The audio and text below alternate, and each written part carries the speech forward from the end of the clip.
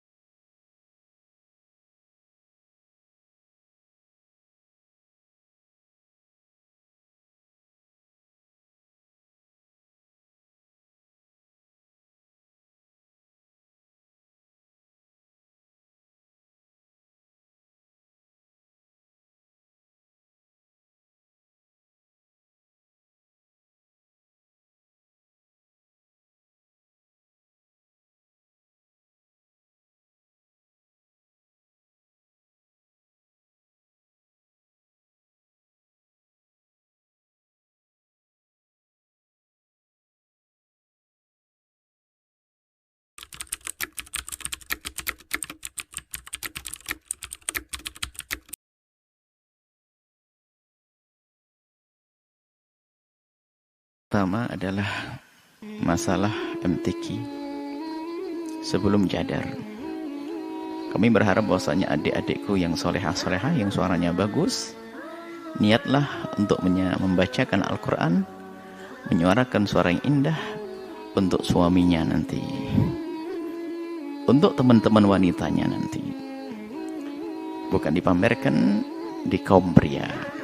Ini adalah harapan kami. Semoga anak-anakku yang solehah, yang suaranya bagus, maka semoga suaramu betul-betul suara surga, suara dunia dan surga, karena hanya akan engkau perdengarkan untuk suamimu, mungkin untuk memperdengarkan ayahandamu, saudari-saudarimu, atau teman-teman perempuanmu. Apapun bentuknya, dalam hal ini adalah perbedaan di antara ulama tentang masalah-masalah semacam itu. Anggap saja kita mengikuti yang sudah terjadi di negeri ini adalah adanya MTQ. Tadi harapan, dan semoga yang mengamini adalah wanita yang solehah betul, yang suaminya bakal muliakan dia. Alangkah indahnya, wahai anakku yang solehah, kau membaca Al-Quran suara merdu, suamimu bangga dengan suaramu. Masya Allah, indah sekali. Itu harapanku. Kamu solehah di rumah, cantik di rumah, Masya Allah, indah di rumah, mesra di rumah, nggak usah keliling dikirim ke sana kemari, indah di rumah, dimuliakan oleh suamimu. Baik, amin insyaallah. Solehah-solehah yang MTQ ini, solehah-solehah ini wanita. Adapun yang kedua, masalah cadar, kita tidak ngerti betul seperti apa sih beritanya. Apakah betul berita pelarangan itu ada? Kalau betul ada, apa sebabnya? Kalau tadi disebutkan, kalau memang pelarangan itu tidak ada, nggak perlu dibahas. Kita tidak perlu mengarang-arang sebuah permasalahan. Kalau nggak ada, ya sudah. Alhamdulillah nggak ada masalah kalau nggak ada pelarangan. Tapi kalau ada pelarangan itu alasannya apa sih?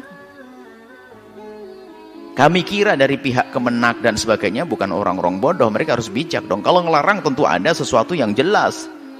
Kalau memang betul melarang atau tim, bukan Kemenak, mohon maaf, tim. Tidak ada urusan Kemenak ini. Tim. Kalau memang tim ini orang-orang berpikir akan melarang, memang sesuatu yang ada hubungannya dengan musabakoh tersebut. Kalau nggak ada perlunya. Kita tidak ngerti apakah betul atau tidak pelarangan itu. Kalau memang ada pelarangan, tentu ada kemaslahatan tentang musabakoh. Misalnya tadi disebut alasannya agar tidak curang. Curang dengan bagaimana sih orang bercadar? Harus dijelaskan dong. Curangnya seperti apa? Apakah kecurangan yang diduga tersebut harus dengan melepas cadar? Atau tetap dengan cadarnya masih bisa? Kalau masih dengan cadarnya kecurangan tersebut bisa diantisipasi, ya nggak perlu dong pakai aturan-aturan. Kita kan harus cerdas juga. Wong ada orang ingin beragama yang lebih ingin menjaga, kok masih kita bongkar-bongkar mukanya? Kenapa? Seharusnya ini dari tim juga cerdas. Kalau memang ada pelarangan, ngapain dilarang kalau alasannya hanya untuk agar tidak curang? Kita pengen tahu curangnya sisi apa sih di saat bercadar begini? Kalau memang mungkin sebelum membacakan ayat Al-Quran mungkin sudah dicek oleh tim wanita, melihat tidak ada apa-apanya di dalamnya. Saya tidak paham betul kecurangan dari sisi apa sih? Saya nggak paham betul kecurangan. Kalau memang untuk ada kecurangan, diantisipasi kecurangannya, bukan cadar yang dibongkar dong, bukan cadarnya yang dibongkar. Jadi kecurangan yang dihentikan. Ini kalau orang cerdas. Tapi kalau orang yang asal saja ya, misalnya ya ada seorang raja dengan pasukannya mau menembak kijang di hutan.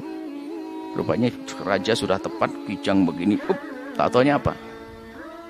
Gara-gara ada angin, rupanya ada pohon itu bergoyang begitu. Pohon besar bergoyang daunnya, gara-gara ketutup itu nggak kena kijangnya.